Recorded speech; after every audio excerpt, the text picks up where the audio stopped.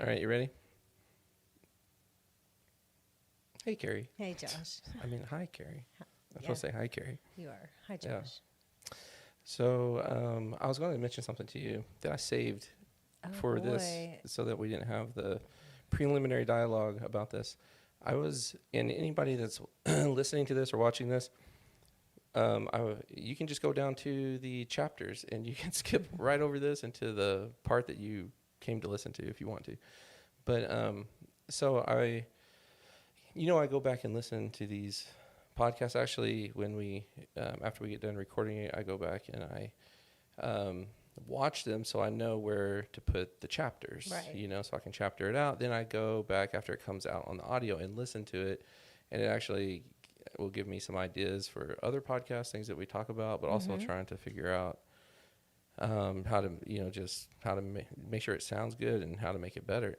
And one thing I noticed this last one we did with Rebel, when we did on eating disorders, I noticed like that we are doing the nice thing, when we talk, and then we give people a chance to respond and things. And when I was listening to it, I realized it was like there was just like some awkward silences, and it got me thinking about.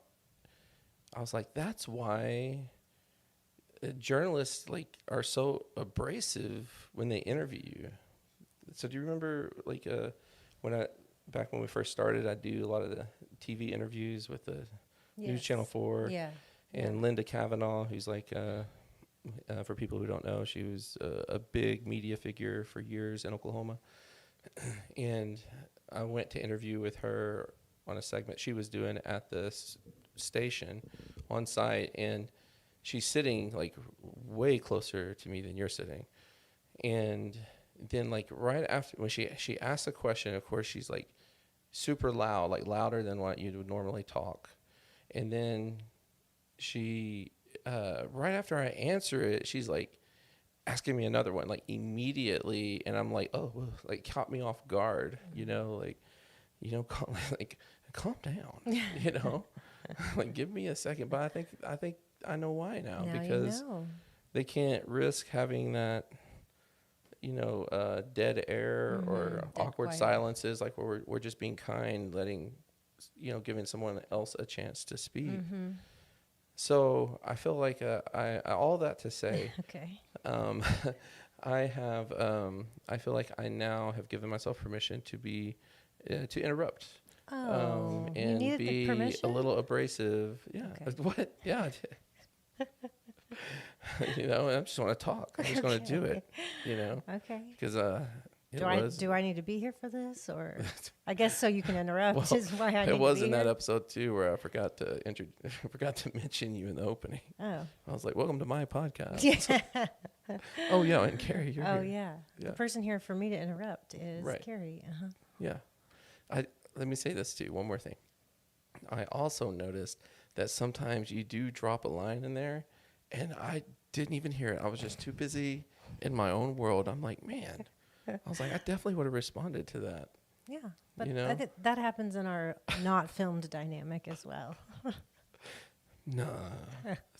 You wouldn't know because you're off to the races on whatever the next thought is. I don't believe that one. I know you don't. It only happens here. Okay. What? Sure. Just kidding. Did you say something just now? I'm trying not to let any dead space happen. Yeah, don't let any dead space. Now I've got to be mindful of that. Okay, yeah.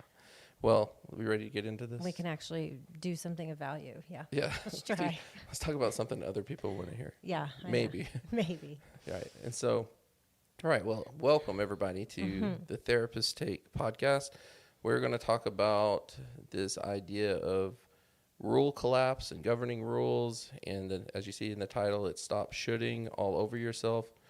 And so we're going to get into that and explain exactly what we're meaning by that. So don't go anywhere.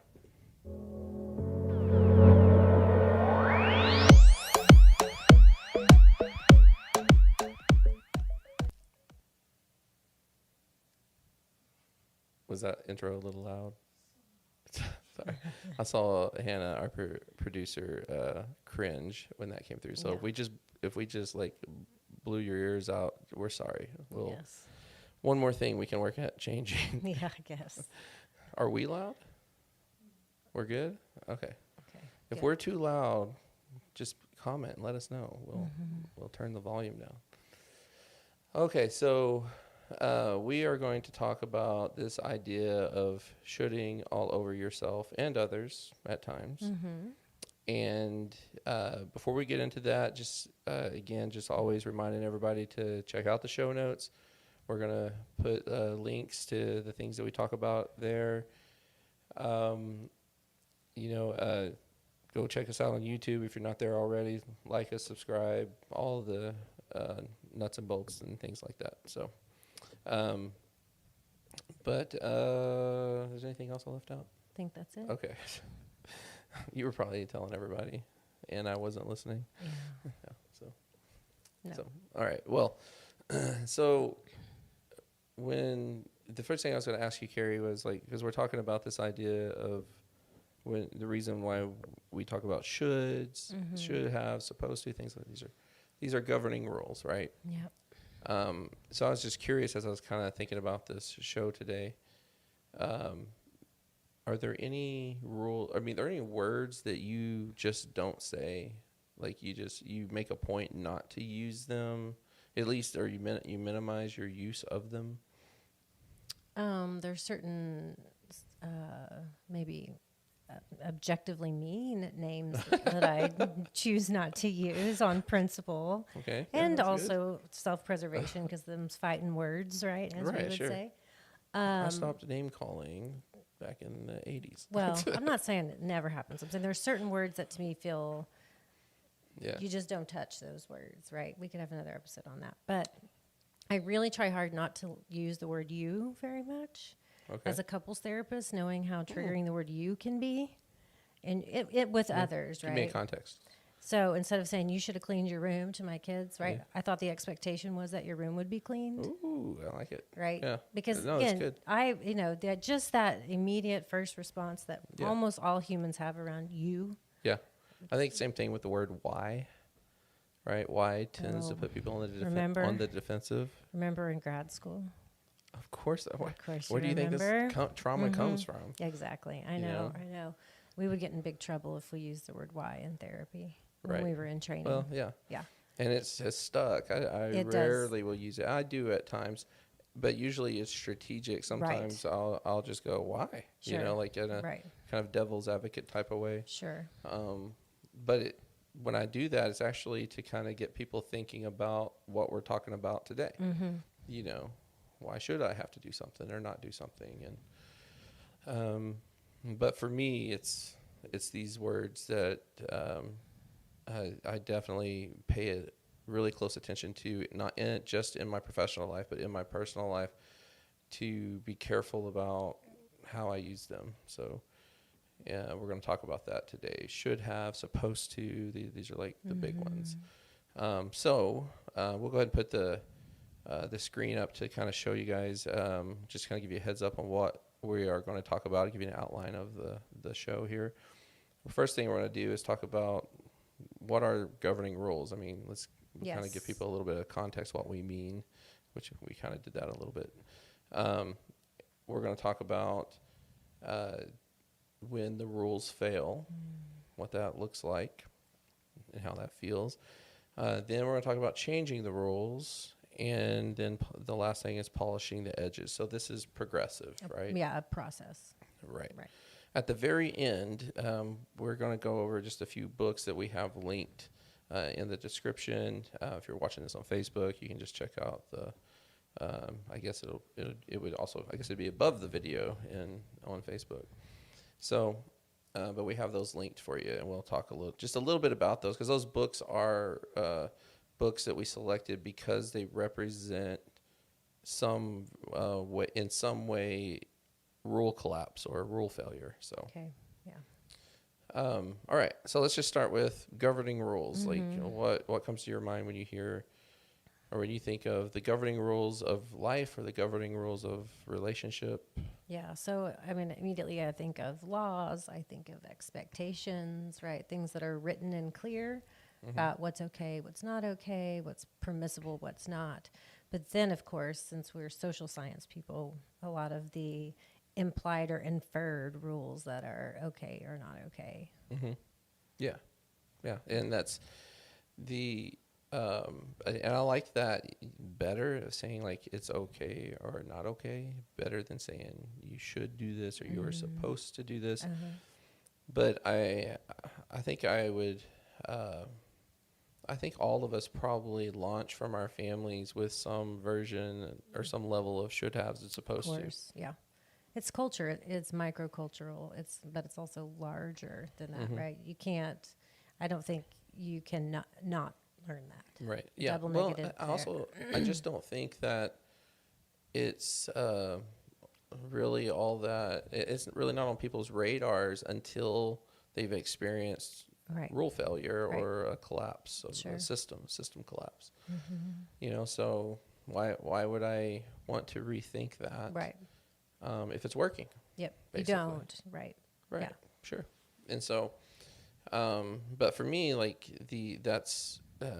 this is something that really I've kind of polished, I guess would be the word, over the years and working with people and also just, you know, going through my own personal experiences, but that there's seems to be a collapse of the rules, and so that gets you really thinking about the rules. And one thing I really pay attention to, what I call buzzwords in therapy. Do you have any of those, by the way? I'm sure. Yeah. So for me, it's if I have a client that says, you know, I should, you know, this, or that's just not the way it's supposed to be. You know, when I catch those words being said or some variation of them, most of the time, not always, because sometimes it happens at the very end of therapy. I call them out I address it in some variety of ways. Yeah. Yeah. I've seen you do that outside of therapy too. And Really? you hear that from people. Supposed to. Yeah, and I think that's a big part of my worldview in general. Yeah. So I mean, it's, you know, there are things that we do in therapy or some ways that we talk in therapy or different kinds avenues of questions that we just don't do in our personal life. You know, it's not an everyday thing for us in that sense. But this is one thing that I would say that it's also something. It's a way that what word am I looking for? Like, it's how I see the world. See the world. Yeah. Yeah. So I don't want to leave too much dead air. That's here. right. Hurry. Fill it. I want to interrupt you. You just jump in there, Carrie, if you want to say something. Got it. So that's kind of just establishing a baseline when we're talking about the governing rules. And the one thing that I will often talk to clients about, I even give it for homework sometimes, is that see if you can catch yourself using the words should have or supposed to, and then take a moment to reflect on that is you reflecting on some value or principle or rule that helps you that governs your life. Right. Well, and I'm thinking too that we often do an intervention with our clients where they actually, part of the work is to write a list of the rules that were in the family they grew up in, right? And those rules, Yeah, that's right. right? We have them, and some people can come up with some ideas very quickly, right? But what's interesting after doing this for a while now is that most of the rules that people will write down were not explicit rules, meaning they were not said, right? Like my grandma had a sign in her kitchen that said children should be seen and not heard, which was always hilarious to me because she had 5 kids and they were rowdy as all get out. So it's not usually those explicit rules, but it's usually the rules that you picked up on, like, you can't talk back to dad or right, those things. Yeah, I mean that rule you just said that kids should be seen, not heard, has the word should in it. It can also, by the way, like you can also say that kids are to be seen, not heard, which again, are to be is another way of saying should. Right. You know, but that's actually one of those rules that sometimes gets said out loud. Yeah, and sometimes it doesn't, but it's still implied. You know, and that's a really good example of why shouldn't they be? You know, and we're going to get into that in just a minute. But because I think what happens, so we're going to kind of move into this next point why are we talking about this? Because for a lot of people, you, you know, sometimes it takes a couple decades or more for it to happen. The rules just don't work anymore. And the way I say it often is like the thing that wasn't ever supposed to happen happened. And of course, in our world and working in betrayal trauma treatment, that's often in the form of infidelity. Sure. You know, and how many times have we heard one of our clients say, I just never thought that this person would do that to me. Right. Yeah. Or would do that in general. Pretty much every time. Yeah. Or there's some version, you know, some kind of or variation of there'll be something in there that they just thought would never happen. Right. You know, I could expect this, but not that. Yeah. And it's kind of odd to think about, like, you know, like who goes into a committed relationship, you know, thinking that it could happen. I mean, yeah, you can't actually. It's definitely more difficult to think of it. I mean, it's not very romantic. Let's just say no, that. it kills the romance. Yes. It's a romance killer. Right. But I do kind of think that, I do think there's a way to do that, and that is realistic, and, but I don't think there's a way to do it that there are some things that you just have to experience. And I'm not talking about infidelity here. I'm not talking about that there wasn't another way. What I'm meaning is that you can't prepare somebody enough for the system failure. You know what I mean? We did all this premarital counseling training. We did. You know, we used to do a lot of premarital counseling. It's not like we don't do it because we don't want to, or because we don't see value in it. It's just because we're doing a lot of other stuff that happens, that, like betrayal trauma treatment, that in my opinion, there is no amount of premarital counseling that can prepare people for this. Yes, I agree. In my opinion. Right. I mean, it can maybe help, but it's not going to be, it's not like your prepared kit is all packed and you've got everything you need. Right. You can't. I agree. Right. But let's just take infidelity off the table. Okay. There's a lot of things that can make the system collapse. Absolutely. or Sure. create rule failure in a sense. It could be, you know, one of the worst ones in my opinion is losing a child. Sure. But it can be like an overt loss of losing a child, can be more covert, like ambiguous loss, like through like a miscarriage of losing a child. That can do it. Yep. It can be losing a job, a career, or some kind of disaster has happened. Sure. Or I mean, so many. It could just be realizing someday you're going to die. That can be enough, which we often would call a midlife crisis.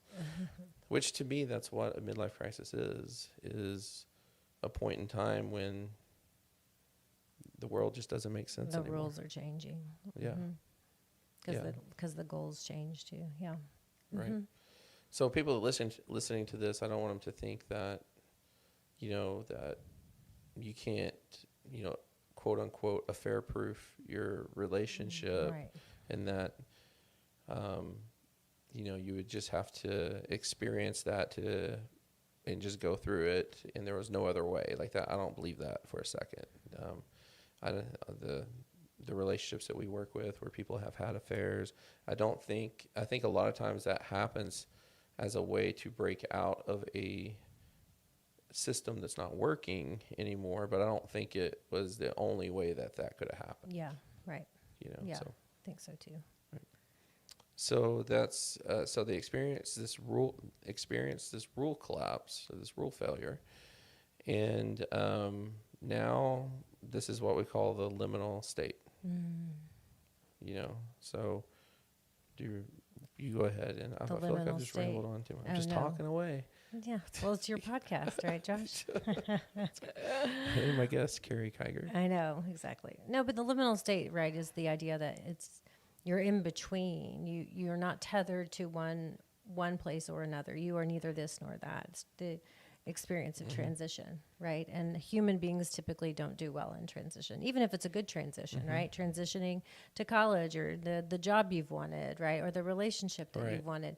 But transition is a time of vulnerability. It can be an exciting and pleasurable time, but it also is an anxiety-provoking time because you're not yet where you're going to be, but you're no longer where you used to be. Right. Yeah. The rules somewhat even are maybe getting written during that time, right?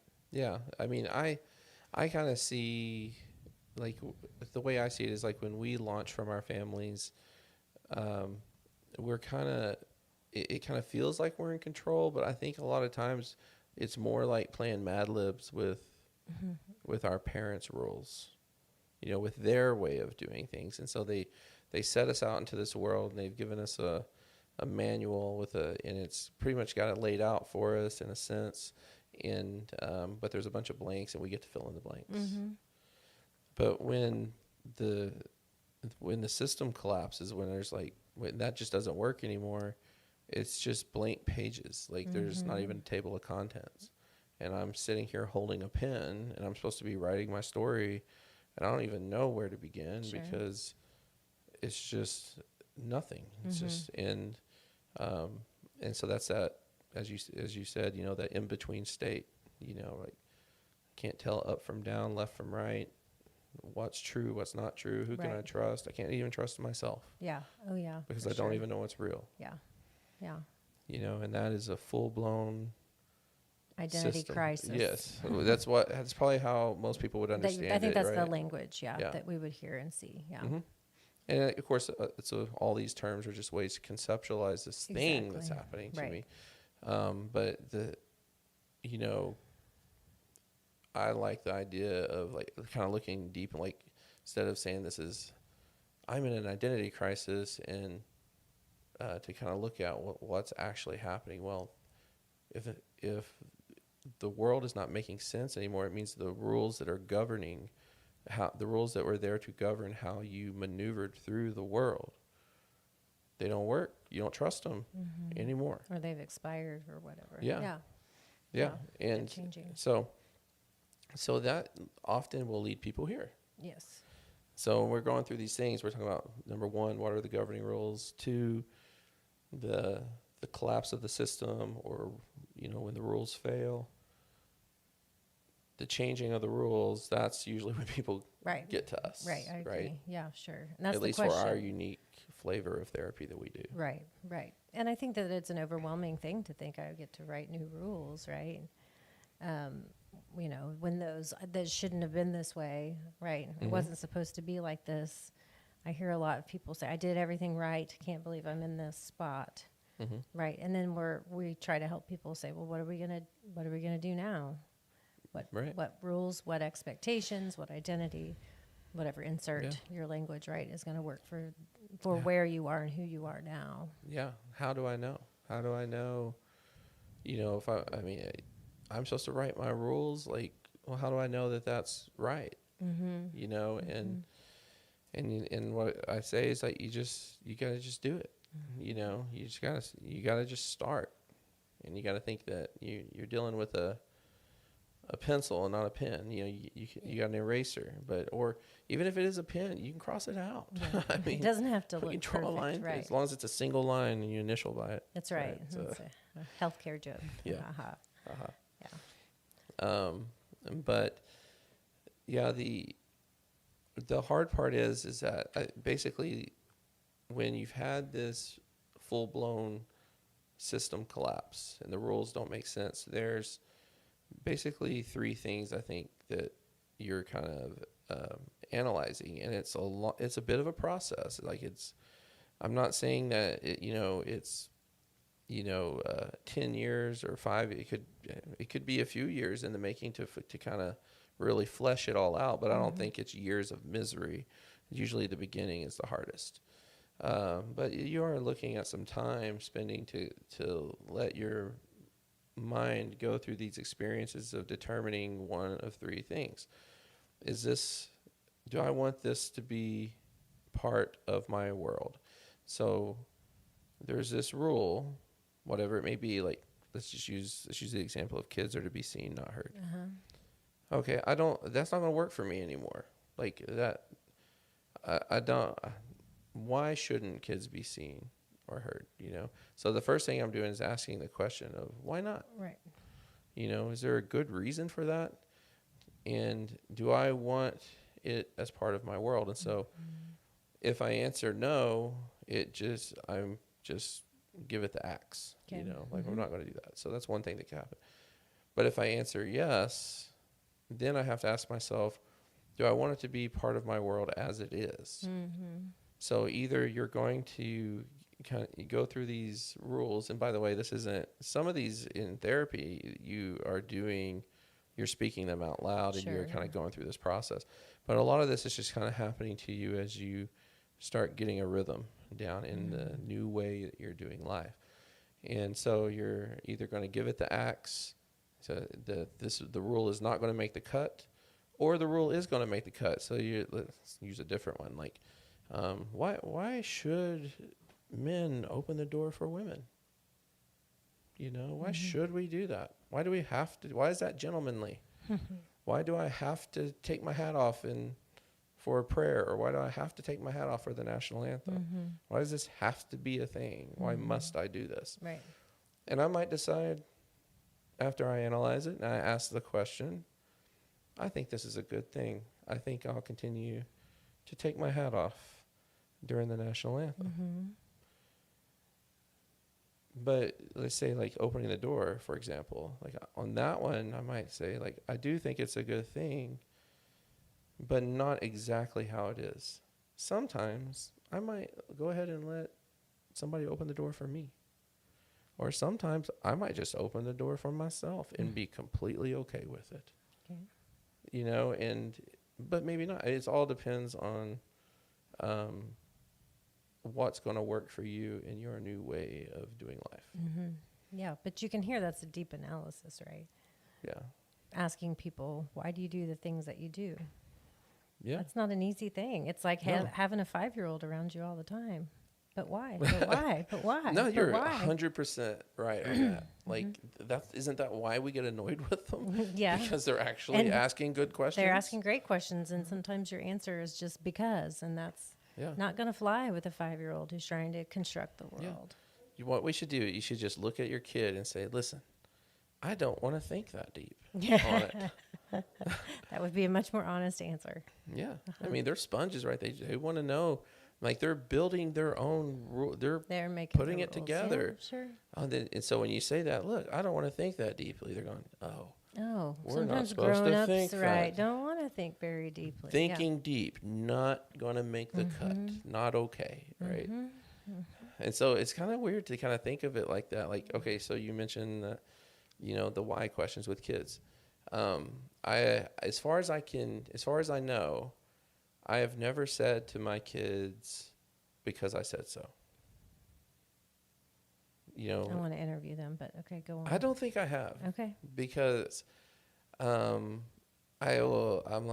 felt like they deserve a better answer than that. And if you remember from grad school, my original area of interest was parenting and stuff. So I have read tons of stuff, and I probably read that somewhere. They deserve a better answer. And I agree. Yeah, I think so. But, boy, it's hard.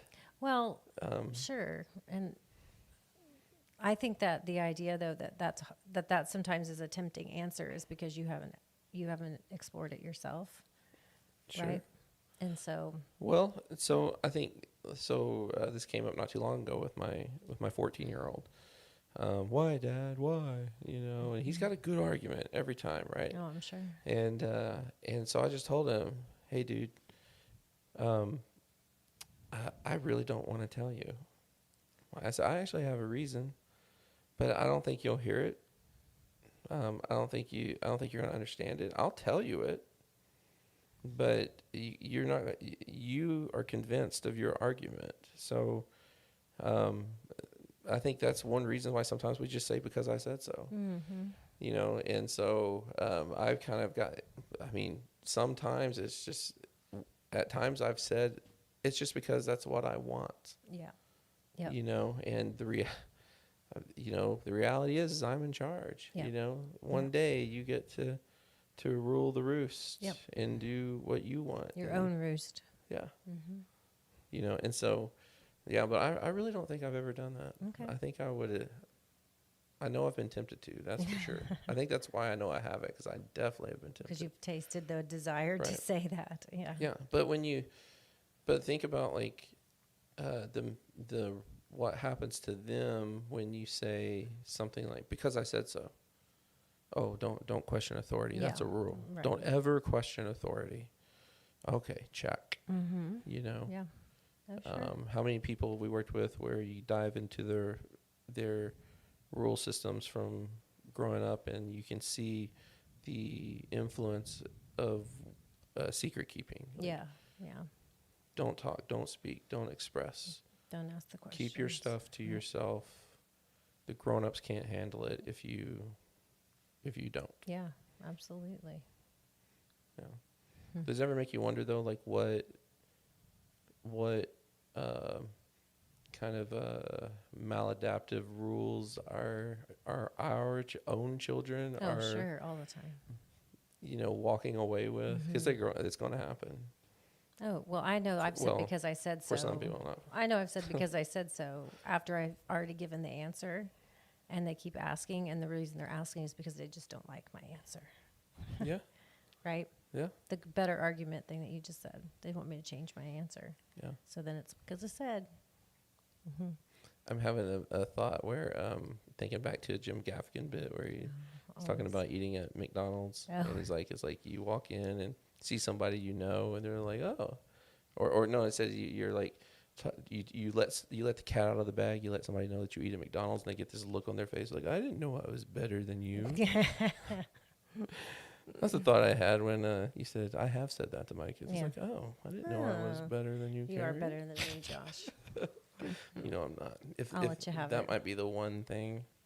Okay. But you're I'll keep okay a with tally. saying it, so that's the key. That's right. So I'm not messing them up, is what you're trying to lie to me about. Yeah. Okay, good. Can we talk about guilt? Can we talk about that one? I know. Well, that promotes a lot of the shooting, right? It's guilt. Yes. Yeah. Yes. And so, to kind of bring this full circle back to the title is like, stop shooting all over yourself and others. I mean, we don't like that person in our life that is always telling you what you should do. You know what you should do. Right. Or, this is not the way it's supposed to be. As if their way is the one and only way. Right. But don't do that to yourself either. Like, don't be that your own annoying person in your life, right? Sure, yeah. But what that means, though, is I gotta take this journey of writing and rewriting the rules, which brings us into the fourth point, which is there's a lot of polishing. You have to take the chance and step into it and start writing, and then you write and you erase and you polish. You polish it. And there's I don't think we ever get to a point where we're like, I arrived. Yeah, no, I don't either. But I think I think when people especially start, therapy, they're feeling some kind of discomfort around the rules have failed, what went wrong, and But they're feeling like a failure. they're feeling like a failure. They're trying to cling on to rules that they need to let go of, whatever. And so the idea that you're going to write new ones and then that those may need to change, it's like, oh boy, it's kind of like starting to climb a mountain and be like, but there's another mountain right behind this mountain. Sure. And what losses potentially are going to happen when I change these rules? Absolutely. And grief is woven through all of this, of course, right? Yes, absolutely. That's the kind of the emotional experience. But I think too, just to remember that, I like to think a lot about one thing you can always count on is that everything changes. And so the idea that you're going to have to create rules that work for you now and they're going to need to change don't mean the rules were crummy. Yeah. It just means that they always have to change, right? That's how I felt about when my kids were tiny. Like just when I think I got that stage figured out, dadgummit, they shift, right? They grow. Yeah. And so, but that's the way it is. That's just the way it is. Sorry. Singing squirrel moment. I probably sing that so well that they might pick up on the copyright issue, so I better be careful. Yeah. Who sang that? No, now dead air, Josh. It's true. Okay, yeah. You don't know either? I can't off the top of my head now. I'm trying to Hannah, fill the who's saying it? space. Who's I'm saying starting to think of that's too many just the things. way it is? All right. Okay. Put it in the show notes, Josh. Yeah. We'll figure it out. Let us know, people.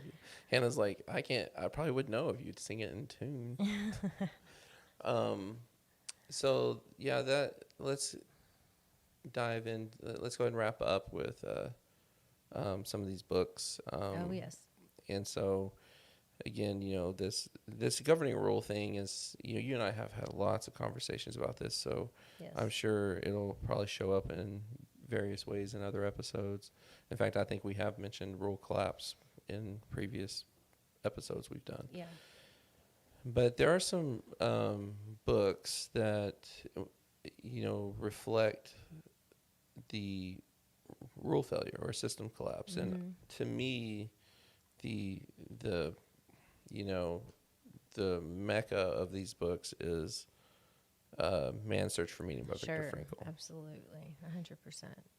How long has it been since you read that one? Actually, it's only been, maybe 5 years. Oh, okay. Yeah. Have you read it multiple times or just twice? Twice. I read it twice. Yeah. Me too. I actually read it once. I actually did a Man's Search for Meaning group with teenagers when I was working as a adolescent counselor many years ago. I think the book is such, like you're saying, kind of the mecca, because the drastic nature of the rules changing just grips you, and it being autobiographical, right? So the idea that the author, Viktor Frankl, experienced the Holocaust and the things that were his life were so starkly and suddenly different that you just have to be a human going on that journey with him, right? Yeah. And then he has the second part, right, that's more, it's for everybody, but for clinicians, right, kind of the theory of, what does this mean and how do you use this? Yeah. Exactly. How his whole view of life, his whole approach to doing therapy, because he was a therapist, it changed. And the first half of the book is the story of how, and then he kind of goes into his theory after that in the second half. But I think it was, don't quote me on this, but Harold Kushner that wrote When Bad Things Happen to Good People. Oh, yeah, I can't remember if that's the author, but or Kusher. I can't remember. I can't remember. Yeah, but I think he was quoted as saying it's like one of the or the greatest book written in the 20th century. So, but fantastic book. But another one that I would say that is really up there in terms of it's just a story. It's called A Monster Calls, and this was actually recommended to me by a client, and I read it, and man, it is deep. It is, brace yourself when you read this.